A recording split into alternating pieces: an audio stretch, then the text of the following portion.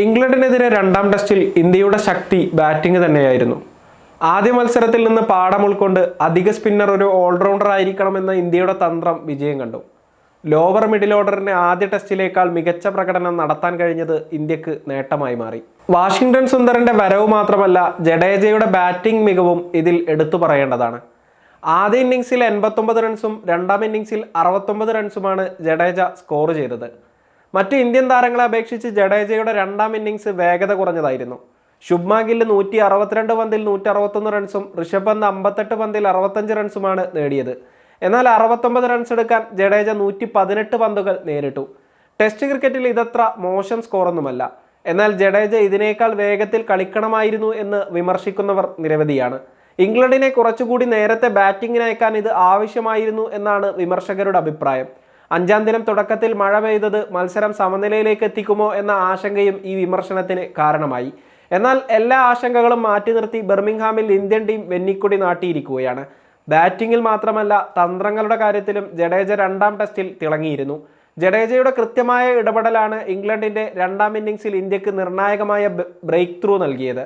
ലഞ്ചിന് മുമ്പ് നിതീഷ് കുമാർ റെഡ്ഡി പന്തെറിയാൻ വന്നെങ്കിലും ശുഭ്മാൻ ഗില്ല് പിന്നീട് മനസ്സ് മാറ്റി. വാഷിംഗ്ടൺ സുന്ദറിന് പന്ത് നൽകി. ഈ ഓവറിന്റെ അവസാന പന്തിൽ സിംഗിൾ നൽകി ജഡേജയുടെ ഓവറിൽ ബെൻ സ്റ്റോക്സിനെ സ്ട്രൈക്കിലെത്തിക്കാൻ സുന്ദറിനോട് ഋഷഭ് പന്ത് പറയുന്നുണ്ടായിരുന്നു. എന്നാൽ അത് നടന്നില്ല. അടുത്ത ഓവർ എറിയാനെത്തിയ ജഡേജ അതിവേഗത്തിൽ തന്റെ ഓവർ എറിഞ്ഞു തീർക്കുന്നു. ഇതോടെ ലഞ്ചിന് മുമ്പ് ഒരു ഓവർ കൂടി പന്തെറിയാനുള്ള അവസരമാണ് ഇന്ത്യൻ ടീമിന് ലഭിച്ചത്.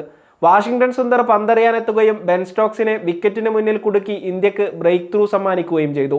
83-ന് 5 വിക്കറ്റുകൾ നഷ്ടമായിട്ടും പ്രതിരോധ കോട്ട കെട്ടാനുള്ള ഇംഗ്ലണ്ടിന്റെ നീക്കമാണ് ഇതോടെ പരാജയപ്പെട്ടത്.